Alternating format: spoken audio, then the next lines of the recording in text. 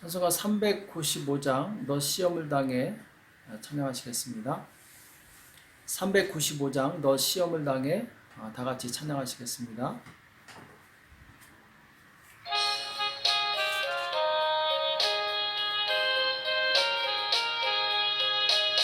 너 시험을 당해 범죄치 말고 너 용기를 다해 곧 물리쳐라. 너 시험을 이겨 새 힘을 얻고 주 예수를 믿어 늘 승리하라.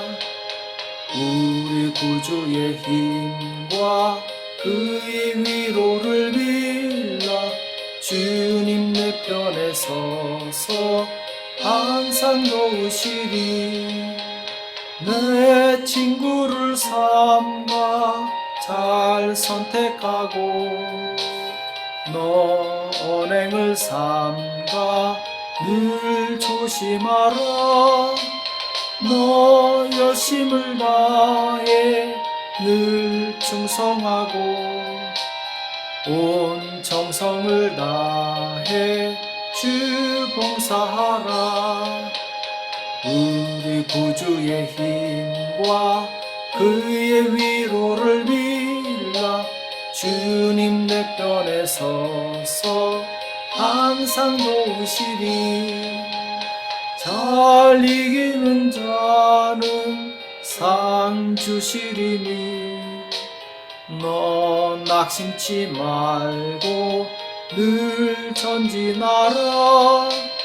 내 구세주 예수 힘 주시리니 주 예수를 믿어 늘 승리하라.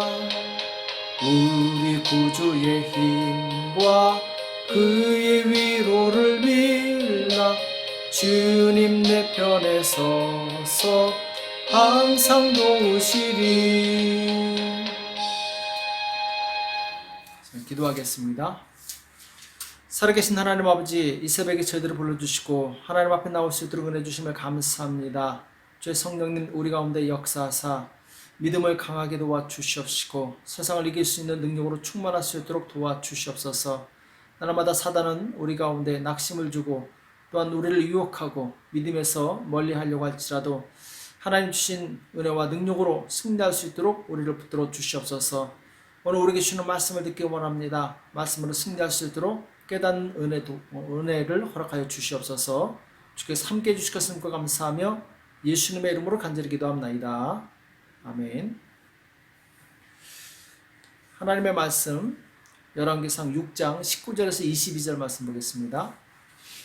열왕기상 6장 19절에서 22절 말씀 다 같이 한 목소리로 합독하도록 하겠습니다. 열왕기상 6장 19절에서 22절입니다. 같이 읽겠습니다. 시작. 여호와의 언약궤를 두기 위하여 전 안에 내소를 예비하였는데 그 내소의 속이 장이 20규빗이요 광이 20규빗이요 고가 20규빗이라 정금으로 입혔고 백향목 단에도 입혔더라.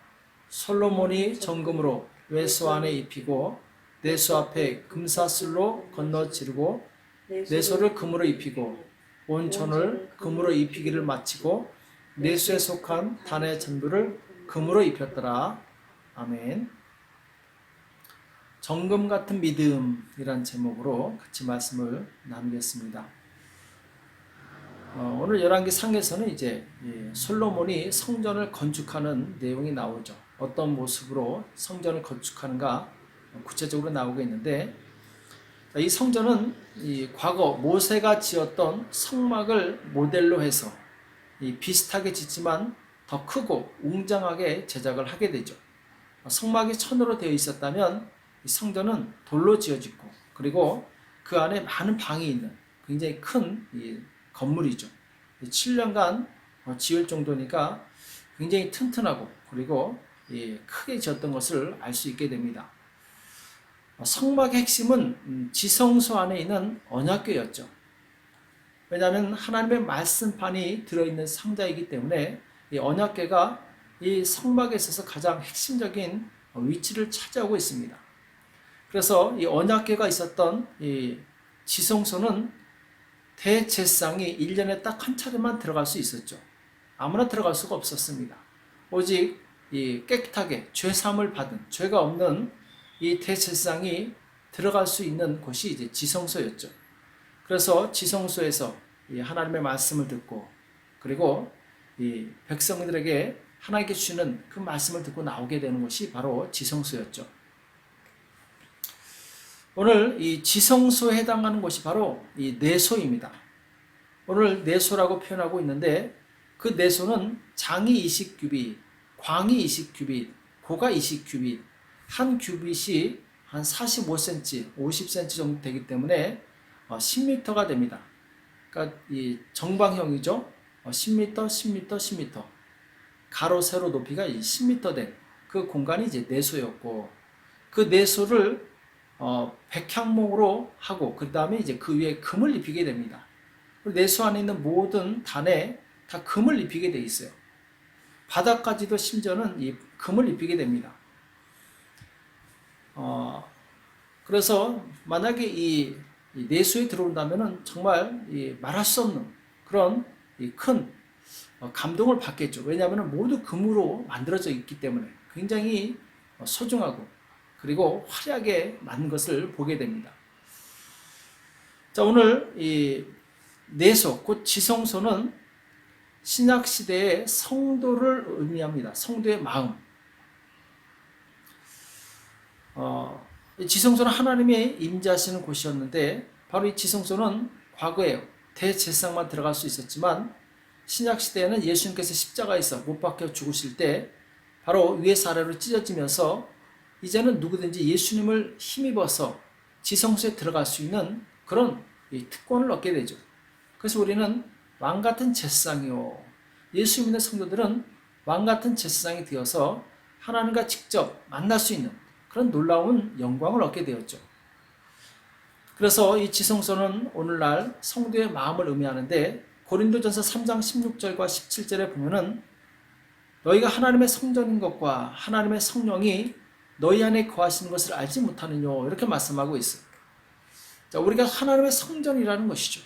그리고 이 성전에 성령께서 오셔서 바로 왕으로 지금 나와 함께 거하신다라는 것이죠. 자, 하나님의 가장 큰 특징이 무엇입니까? 거룩함이죠. 그래서 누구든지 하나님의 성전을 더럽히면 하나님이 그 사람을 멸하시리라. 하나님의 성전은 거룩하니 너희도 그러하니라. 거룩하신 하나님을 모신 우리는 가장 중요한 덕목이 바로 거룩함입니다.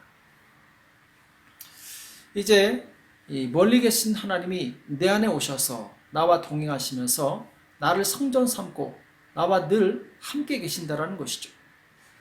그래서 구약시대 때 솔로몬의 성전이 정금으로 덮여 있었다는 것은 곧 이 성령을 모신 내 마음이 정금과 같은 믿음으로 단장된 것이다, 이것을 말씀하고 있는 것이죠.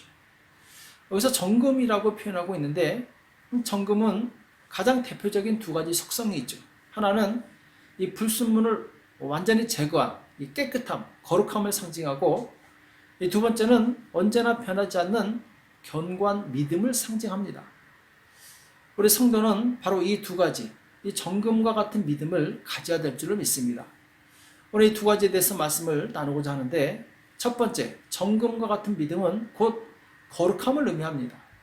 내 마음에 불순물을 제거해야 된다는 것, 내 마음의 죄를 없애야 된다는 것이죠. 시편 51편은 이 다윗이 회개의 고백을 하는 시죠. 9절과 10절에 보면은 주의 얼굴을 내 죄에서 돌이키시고 내 모든 죄악을 도말하소서. 하나님이여 내 속에 정한 마음을 창조하시고 내 안에 정직한 영을 새롭게 하소서. 다윗이 밧세바를 범하고 충직한 신하 우리아를 죽인 다음에 바로 그 죄악을 회개하는 내용이죠. 그 죄 때문에 다윗은 굉장히 괴로워하고 고통스러워합니다. 비록 다윗이 회개해서 죽음은 면했지만 그 죄의 대가는 그대로 받게 되죠. 그래서 그 그 가정에 큰 환난을 경험하게 되는데, 바로 하나님은 죄에 대해서는 결코 용납하지 않는, 반드시 그것을 처리하시는 공의 하나님이시라는 것을 우리가 알 수 있습니다. 죄는 하나님의 임재를 방해합니다.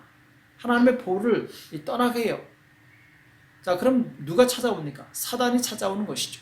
사단이 와서 나에게 있는 평안을 빼앗아가고, 건강을 빼앗아가고, 재산을 빼앗아가는 것이죠.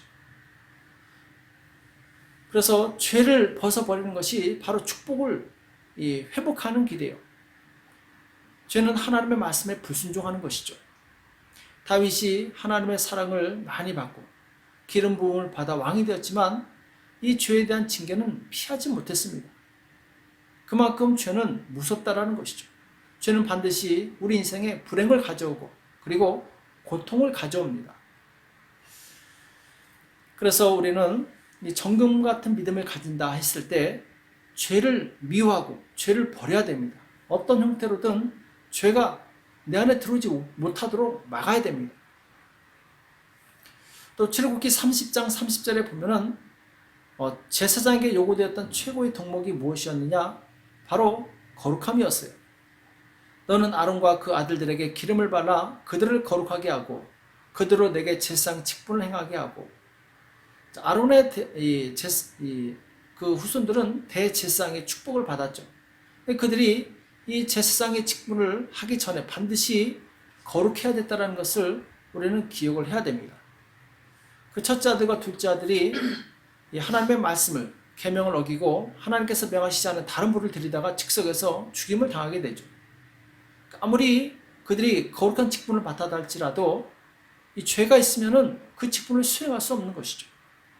오늘날 교회에서 직분을 맡은 우리도 마찬가지입니다. 집사 이상 직분을 받게 되면 그 다음부터 우리는 하나님의 일을 할 수 있는 공식적인 특권을 얻은 거예요. 그 사람에게 중요한 것이 무엇이냐? 바로 거룩함이라는 것이죠. 나는 일을 잘했는데, 일을 잘했어도 거룩하지 않으면 하나님께서 인정하지 않는 거죠. 우리는 일을 좀 더 잘하고 못하고 이거보다 더 중요한 것이 바로 거룩함이라는 것을 반드시 기억해야 될 줄을 믿습니다. 하나님께서는 거룩한 사람을, 깨끗한 사람을 쓰시지 더러운 사람을 쓰지 않습니다. 엘리도 보면은 그 두 아들이 하나님의 제사를 멸시합니다. 죄를 지어요. 결국 그들은 전쟁터에서 죽게 되고 그 후손은 제사장 직분에서 박탈당하게 됩니다. 이 축복을 빼앗긴 것이죠. 이 거룩함을 상실하니까 축복까지 빼앗기는 것입니다. 그래서 우리는 우리의 이 마음, 우리의 믿음을 바로 이 깨끗하고 정금같이 이 거룩하게 유지해야 됩니다. 그러려면은 우리의 생각을 조심해야 됩니다. 우리의 생각을 제어할 줄 알아야 돼요. 고린도전서 13장 5절에 보면은 사랑은 악한 것을 생각지 아니하며 이렇게 나옵니다. 악한 것을 생각지 아니하며, 우리가 악한 것을 생각할 때 사단이 틈타게 됩니다. 말씀에서 벗어난 것, 왜곡된 것, 진리가 아닌 것, 하나님께서 기뻐하지 않는 그 생각을 할 때 바로 사단이 들어온다는 것이죠. 또 고린도전서 13장 6절에 보면은 불의를 기뻐하지 아니하며 진리와 함께 기뻐하고 이렇게 말씀하고 있어요. 불의를 기뻐하지 아니하며, 자, 불법을 우리가 싫어한다는 것이죠. 또 진리와 함께 기뻐하고 진리를 사랑하여 진리를 가까이 한다는 것이죠. 우리는 항상 생각하면서 삽니다. 내 가족은 나를 떠나도 내 생각은 평생 나를 떠나지 않습니다.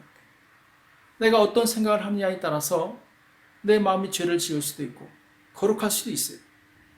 내가 어떤 생각을 하느냐에 따라서 내가 행복할 수도 있고 불행할 수도 있습니다. 우리는 생각을 조심해야 돼요.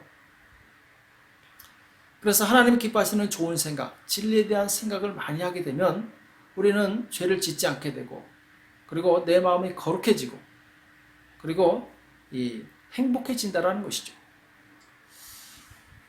하나님께 귀하게 쓰임받았던, 한 시대에 정말 귀하게 쓰임받았던 사도 바울은 그 생각 속에 항상 하나님의 나라가 있었어요. 어떻게 하면 하나님을 기쁘시게 해드릴까? 어떻게 하면 하나님의 나라를 세울까? 오직 온통 그의 생각은 교회에 대한 생각, 하나님의 나라의 생각으로 가득 차 있었다는 것이죠. 그가 평생 많은 교회를 세우고 제자를 세울 수 있었던 비결이 어디 있느냐? 바로 거룩한 생각으로 그는 완전히 충만했었던 것이죠. 우리도 마찬가지입니다. 우리 안에 정말 하나님을 기쁘시게 하는 생각으로 충만하다면 그것이 바로 나를 행복하게 만들어요. 나의 길을 형통하게 만든다는 것이죠. 반대로 이 생각 속에 돈이 가득했던 가룟 유다는 결국 돈 때문에 예수님을 팔아 넘기게 됩니다. 그 생각이 지배하게 되면은 그 사람은 그 생각이 이끄는 대로 움직일 수밖에 없는 거예요. 광야에서 이스라엘 백성이 왜 그렇게 불평하고 원망했습니까? 그들의 생각이 왜곡되어 있었기 때문에. 그들은 하나님께서 바로 죽일 곳이 없어서 이 광야에 와서 우리를 죽이려고 하느냐, 이런 왜곡된 생각을 가지고 있었어요. 부정적인 생각을 가지고 있었어요. 하나님께서 왜 그들을 광야에 데려가서 죽이려고 하셨겠습니까? 그럴 것 같으면은 뭐하려고 힘들게 애굽에서 그들을 구원해내셨겠습니까? 그들은 잘못된 생각, 비틀어진 생각에 사로잡혀서 자꾸 하나님과 모세를 원망하게 되었던 것이죠. 결국 생각 속에 긍정적이고 그리고 하나님께 기뻐하신 생각으로 가득 찼던 여호수아와 갈렙만 가나안 땅에 들어가고 부정적인 생각으로 가득 찼던 이스라엘 백성은 이 가나안의 축복을 누리지 못하게 됩니다. 그래서 우리는 항상 우리의 생각을 조심해야 되고 생각이 거룩할 때 우리 또한 우리의 거룩한 믿음을 유지할 수 있습니다. 두 번째로 정금은 변치 않는 믿음을 상징합니다. 금은 아무리 오랜 시간이 지나도 변하지 않습니다. 마찬가지로 우리 믿음도 시간이 지난다고 해서 변질되어서는 안 됩니다. 진리는 영원히 변하지 않습니다. 진리신 예수님도 영원히 변하지 않아요. 히브리서 13장 8절에 보면은 예수 그리스도는 어제나 오늘이나 영원토록 동일하시느니라 이렇게 말씀하고 있어요. 진리는 어제나 오늘이나 영원토록 변치 않는 것. 우리 믿음도 어제나 오늘이나 영원토록 변치 말아야 됩니다. 성도의 믿음을 변하게 만드는 것이 무엇입니까? 바로 세상 영광, 욕심, 유혹들이죠. 이것을 이기지 못하면 우리의 믿음은 변질되게 돼 있어요. 사울왕을 보면은 세상 영광 때문에 믿음이 변질됩니다. 사람들한테 인정받고 싶은 그 욕구 때문에 믿음이 변질돼요. 가룟 유다도 돈 때문에, 이 욕심 때문에 변질되고, 또 성경에 보면은 이 데마라는 사람이 나옵니다. 바울을 잘 섬겼던 사람인데 이 사람도 이 데살로니가 그 화려한 도시의 유혹에 이기지 못하고 바로 그 화려한 도시로 떠나게 돼요. 믿음을 떠납니다. 그 유혹을 이기지 못했던 거죠. 반대로 여호수아는 평생 하나님께 대한 믿음이 떠나지 않았던 사람이죠. 여호수아 24장 15절에 보면은 여호수아가 노년에 백성들을 모아놓고 선포하는 내용이 나옵니다. 만약 여호와를 섬기는 것이 너에게 좋지 않게 보이거든 너희 열조가 강 저편에서 섬기던 신이든지 혹 너희의 거하는 땅 아무리 사람의 신이든지 너희 섬길 자를 오늘날 택하라. 오직 나와 내 집은 여호와를 섬기겠노라. 이렇게 고백합니다.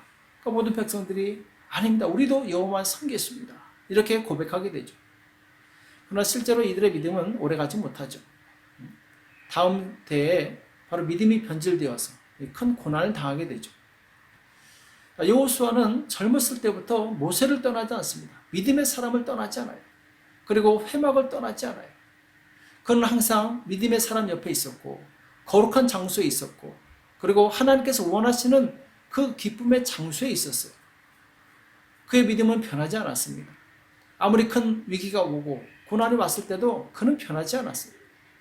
그 변하지 않는 믿음, 그것이 바로 하나님께서 그에게 축복을 내리신 결정적인 계기가 되었던 것이죠. 우리 또한 우리의 믿음이 변질되어서는 안 됩니다. 주변에 보면은 처음에 믿음으로 시작했다가 변질된 사람들이 너무 많이 있어요. 여호수아는 그 60만 명 중에 그 사람들이 다 믿음을 버렸지만 여호수아 갈렙 두 사람만큼은 믿음을 버리지 않습니다. 그래서 우리는 이 믿음이 변질되지 말아야 되는데, 그러려면은 훈련해야 됩니다. 믿음의 선한 싸움을 싸워야 돼요. 그냥 놔두게 되면 바로 세상 문화에 따라서, 유혹에 따라서 우리 믿음은 자동적으로 변색되게 돼 있어요. 그래서 이 디모데전서 1장 18절에 보면은, 아들 디모데야, 내가 내게 이 경계로 명하노니 전에 너를 지도한 예언을 따라 그것으로 선한 싸움을 싸우며. 자, 사도 바울이 너를 지도한 예언을 따라 그것으로 선한 싸움을 싸우며 이렇게 말씀하고 있어요. 그런데 의지를 사용해서 노력하지 않으면은 우리 믿음은 바로 변질될 수 있다는 것이죠. 싸우지 않고 노력하지 않으면 우리 믿음은 빼앗길 수 있고 심지어는 파산당할 수 있습니다. 디모데전서 1장 19절에 보면은, 믿음과 착한 양심을 가지라. 어떤 이들이 이 양심을 버렸고 그 믿음에 관하여는 파산하였느니라. 자, 우리 믿음이 변질되지 않으려면 믿음과 착한 양심이 있어야 돼요. 양심이 불이 들어왔는데 이것을 무시하게 되면 그 마음은 둔하여지고 죄에 대해서 무감각해지고 결국 그 믿음은 파산하게 된다는 것이죠. 그 대표적인 사람이 후메네오와 알렉산더라는 사람이 있습니다. 그 가운데 후메네오와 알렉산더가 있으니 내가 사단에게 내어준 것은 저희로 징계를 받아 회방하지 말게 하려 함이니라, 이렇게 말씀하고 있어요. 후메네오와 알렉산더는 교회에서 교사였어요. 집사였습니다. 자, 그런데 어떻게 이 사도 바울이 이들을 사단에게 내어줄 수 있는가? 자, 이들은 사도 바울이 복음을 전하다가 바로 재판장에 섰을 때 이들이 이 사도 바울에게 불리한 증언을 했어요. 그래서 사도 바울이 감옥에 갇혀서 한동안 활동하지 못하고 이 복음을 전하지 못하게 합니다. 복음을 방해한 것이죠. 자, 같은 믿는 사람끼리 복음을 방해할 수 있는가? 방해할 수 있습니다. 성경은 얼마든지 그럴 수 있다고 말씀하고 있어요. 바로 바울이 이들을 사단에게 내어줌으로 인해서 그 복음이 방해되지 않도록 이렇게까지 한 것이죠. 또 사도행전 13장에 보면은 사도 바울이 바보라는 섬에 가게 됩니다. 거기서 총독 서기오 바울이라는 사람, 이름이 똑같죠? 이 사람을 전도하게 되는데 그 옆에 유대인 거짓 선지자 박수가 있었어요. 자, 이 사람이 엘루마라고 하는데 이 사람이 총독이 예수 믿지 못하게 힘씁니다. 자꾸 방해를 해요. 그러니까 사도행전 13장 9절에 바울이라고 하는 사울이 성령이 충만하여 그를 주목하고 가로되, 모든 계계와 악행이 가득한 자여, 마귀의 자식이요, 모든 의의 원수요, 주의 바른 길을 굽게 하기를 그치지 아니겠느냐. 보라, 이제 주의 손이 내 위에 있으니 내가 소경이 되어 얼마 동안 해를 보지 못하리라 하니 즉시 안개와 어둠이 그를 덮어 인도할 사람을 두루 구하는지라, 이렇게 말씀하고 있어요. 그러니까 믿는 자의 권세가 얼마나 큰지 알 수 있게 되죠. 사도 바울이 복음을 전했을 때 이 복음을 방해한 엘루마, 이 사람은 바로 소경이 되어서 자기를 인도해 줄 사람을 찾게 됩니다. 우리는 우리의 믿음이 변질되지 말아야 됩니다. 그리고 이것을 잘 관리할 수 있어야 돼요. 관리하기 위해서는 유혹과 싸워 이겨야 됩니다. 그리고 이 훈련을 통해서 우리의 믿음이 계속 유지가 돼야 돼요. 경건은 훈련이 필요합니다. 훈련을 트레이닝이라고 하는데, 이 트레인, 기차에서 유래했죠. 기차는 레일 위로 달려야지 빨리 그리고 안전하게 갈 수 있어요. 레일을 벗어나면 아무리 성능이 좋은 이 기차라도 고철덩어리에 불과한 것입니다. 달릴 수가 없죠. 성도도 마찬가지입니다. 하나님의 말씀 위를 달리는 훈련을 해야 됩니다.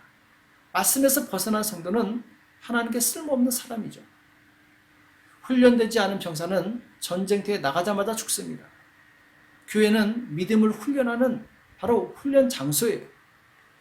교회에서 말씀과 기도가 잘 훈련된 성도는 영적 전쟁에서 승리하게 됩니다. 어떤 유혹이 와도 이길 수 있어요. 시련이 와도 극복할 수 있습니다.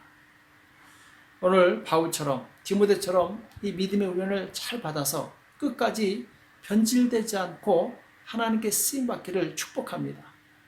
오늘 정금 같은 믿음을 가질 때 우리는 거룩함과 변치 않는 믿음으로 주님 오시는 날에 상을 받을 수 있습니다. 이 정금 같은 믿음으로 하나님을 기쁘시게 해드리고 이 세상에서 승리하는 저와 여러분이 되시기를 예수님의 이름으로 축복합니다. 기도하겠습니다. 살아계신 하나님 아버지, 오늘 우리에게 말씀해 주심을 감사합니다. 솔로몬의 성전 내소가 정금으로 가득 입혔던 것을 우리가 기억하게 도와주시옵시고 우리 내면을 정금과 같이 참으로 거룩하고 견고한 믿음으로 감싸 주시옵시고 이 악한 세상에서 우리의 거룩함을 지키며 믿음으로 승리할 수 있도록 주님 도와주시옵소서.